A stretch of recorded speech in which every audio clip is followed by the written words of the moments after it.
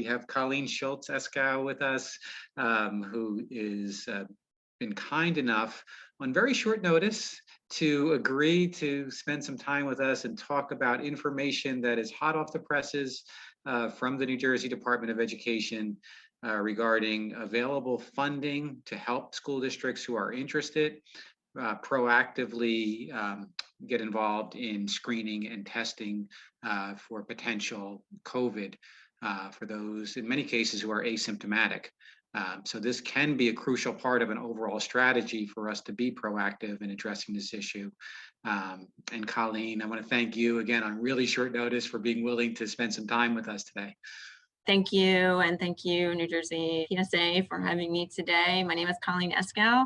I work for the Department of Education. I have been leading our COVID work for this last 15, 18 months, wherever we are at the moment. So I wanted to take this opportunity. David was so kind to reach out to ask me to join you to provide an overview. As he said, hot off the press. It is hot off the press. The broadcast went out this afternoon detailing more information about what I'm going to give you an overview on today. So I'm really excited. I'd be remiss to not acknowledge my colleagues at the New Jersey Department of Health who are really leading this effort. DOE is definitely a supporter, so playing a supporting role in this effort.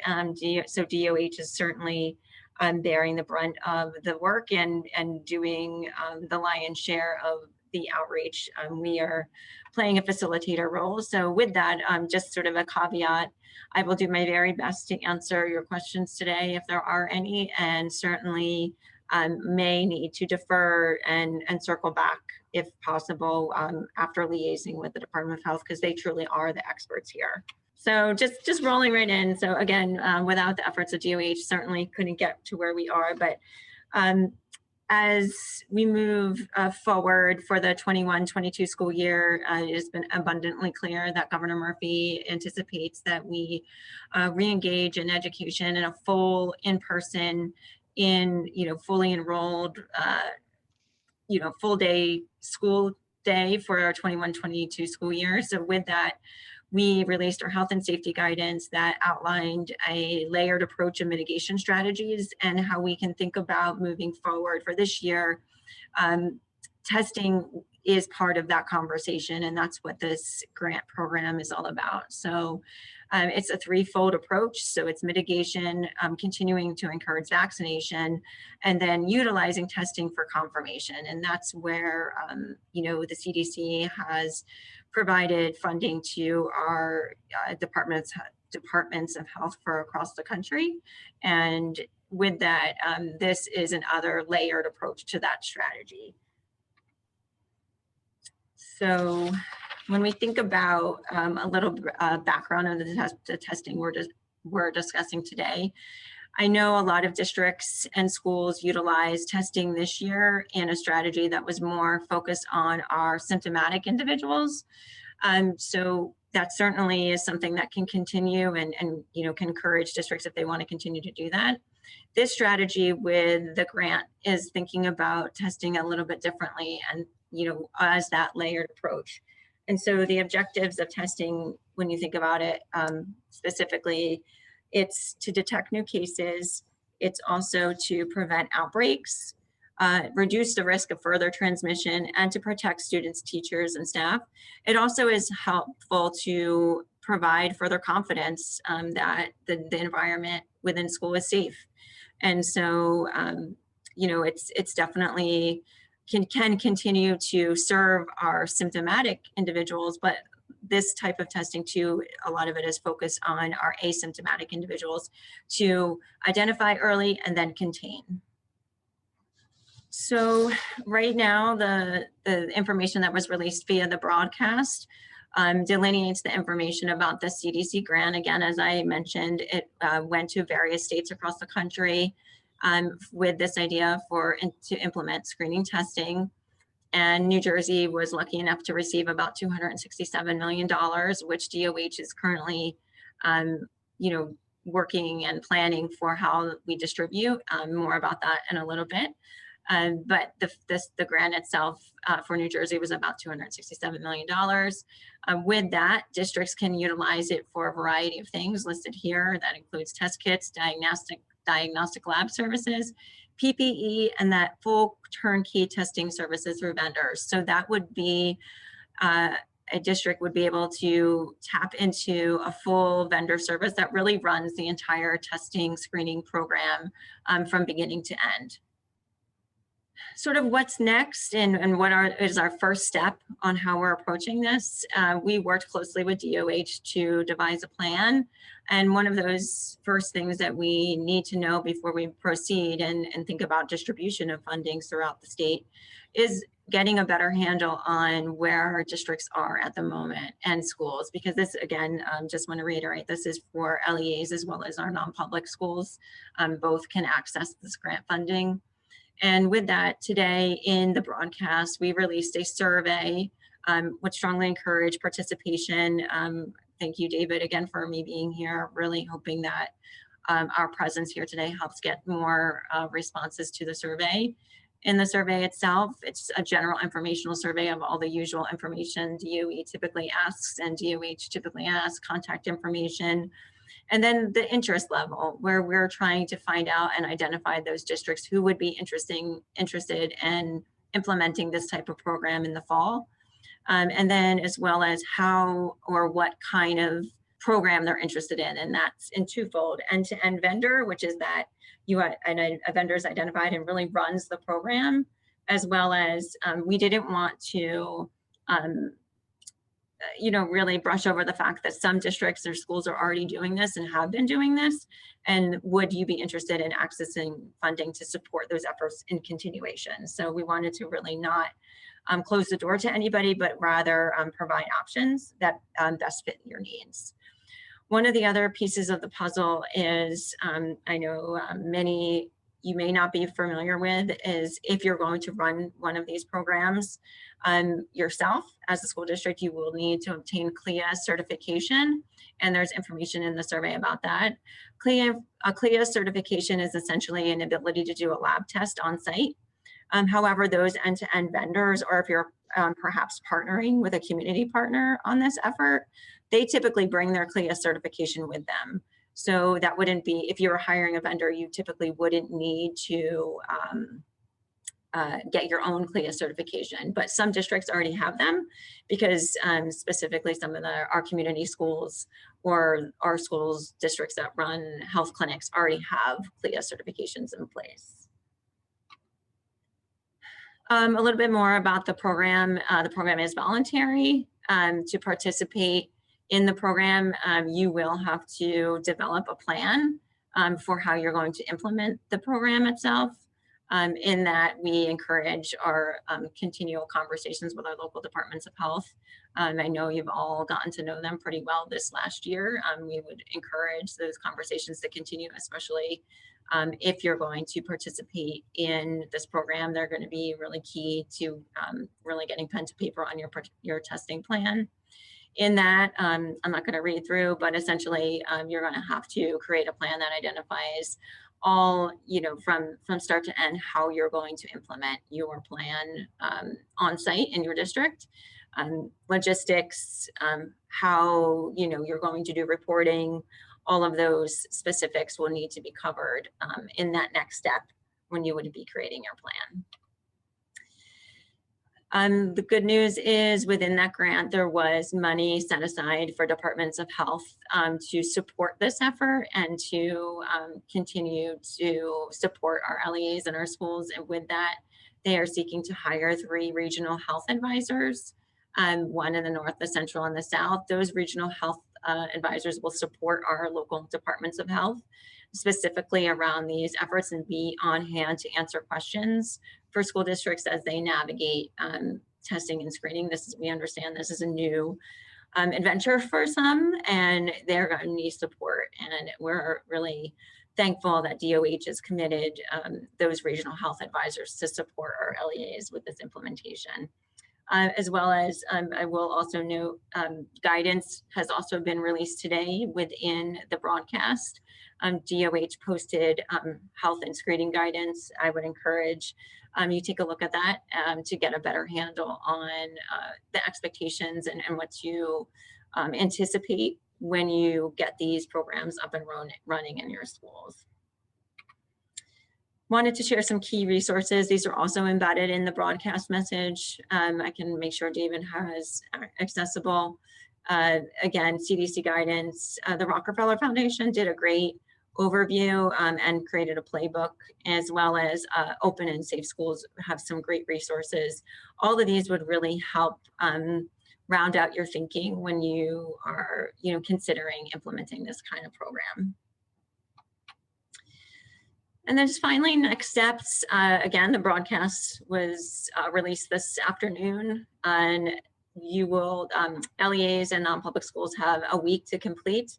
I know it's a short turnaround, but we're eager to really get the program up and running as soon as possible, especially with the start of school. I hate to say it, I know we just ended school, but just so we can hit the ground running in the fall. Also, we're excited that DOH will have time to analyze the data it gets through the survey, and then we'll be able to really create a robust program to release the grant and more information for school districts to consider. So Colleen, with that 1 week turnaround, would a district have to complete the survey in order to participate in the program? I wouldn't say I would. I don't sort of get let to be seen at this. Oh, I'm sorry. I'm trying to stop presentation. I'm doing two things at once. Yes. Yes. Yeah. I mean, we really like to encourage a survey. I would before I say yes or no, I would like to see kind of what we get in this week. Sure. I would guess if we sort of get a low response rate, we really, we're more eager to get responses and not close people out than to, sort of just stick to a date. So I would say we're eager to get as many we can in a week. If we have to go back out, I would say that's probably not off the table. Sure. And I know, of course, there are, many districts who I think will be very interested in this, who might be leery that their resources will be overly taxed. Anything you can say to sort of reassure districts? It seems like you're taking pains to have some options available that make this, as easy as it possibly can be for districts. Yeah, I think that's that leaning in on that vendor model has been something that, we've heard just through some of our preliminary outreach seems really enticing to some because it does take that burden off. So, and a lot of the vendors, if there's going to be sort of a select few that districts can go to, it really takes, you would have to vet which one makes the best sense for your needs. However, it really does take that pressure off to do the work on your own. Let me open this up to questions that others might have. It's really a nice opportunity to kind of speak firsthand about this. So as I'm thinking about this, the school nurses in our districts, of course, I would imagine would have an important role to play in implementing this. Any comments at all on the role of the school nurse in this whole process? Yeah, they're really a key on the ground health, expert for districts to lean in on. So I would expect that superintendents, and principals would lean in on their, not only their school physician, but of course their school nurses to help devise the plan. And also that vendors, if it gets to that, so, if that's the choice that LEA makes. So would encourage that communication with the school nurse as well. And I would imagine, parents, of course, may have lots of questions about this as well. Can you talk about the role of parents? Obviously, we would want parental support, but could a parent, for example, say they don't want their child to participate? Yeah, good point. Yeah, definitely encourage, not encourage, would recommend that parental consent is going to, of course, be, critical to all this. So you wouldn't be able to test students without that parental consent. So, part of this toolkit is a communication strategy. And with that, you can lean in on these resources to help communicate the importance of why testing is valuable. And how it can really, it's a mitigation strategy. It's identifying early and containing so there's not an outbreak, right? So Yeah, it's really another, the way Commissioner Persicelli has put it, it's another tool in the toolbox for districts to consider as they reopen in the fall, especially when you have to consider you're dealing with a population, one, that doesn't have access to vaccinations yet, in our elementary population, and with just within our sort of 12 and over, there's going to be individuals who are not vaccinated within that mix. So absolutely. this is just one of those other tools at your fingertips to utilize. Looks like we may have someone with their hand raised. Jackie Karugna. Jackie may not have meant to do that. One piece that we have learned, Colleen, over this past 15 months is that we have, many individuals, adults and students who are asymptomatic. So it seems to me doing this sort of proactive testing could be incredibly helpful at early on identifying those who might be asymptomatic. Yeah, that's really part of the strategy, especially when we're in the case of low transmission. A lot of, not around the country, a couple districts, namely Newark, I know has been using pool testing. That's what that idea of that type of testing is for, is to really likely weed out asymptomatic individuals, and not weed out, but identify quickly and contain, and then be able to test the rest of that population quickly so you don't have an outbreak. Absolutely. And I would imagine a big part of what we've gone through these last 2 days is focused on issues of equity. So Fidelia, I would think that having this sort of proactive approach to assessment is a really strong way to make sure that we're looking at that equity lens and making sure that we're identifying all of those who might need help.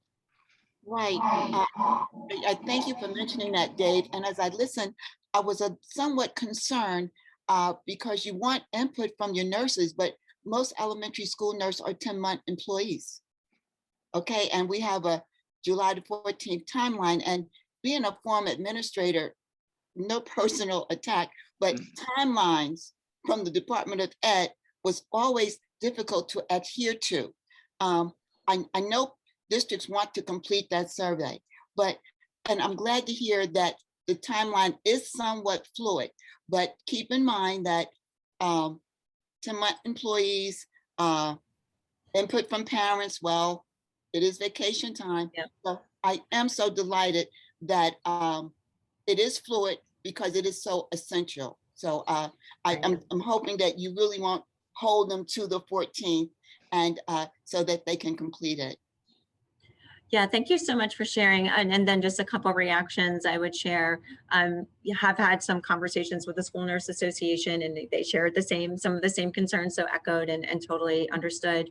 Additionally, I would say the good news is this is really like infant step one of just kind of understanding if there's any general interest. If an LEA had indicated interest and then down the road decides that this is something they don't want to do, they could always decide not to. And then there's going to be an entire planning process that's going to take place a little later. So this is really our first stop at saying, hey, we have this funding available. We really, this is a strategy to consider. Are you interested? And are you interested? Are you running a program now?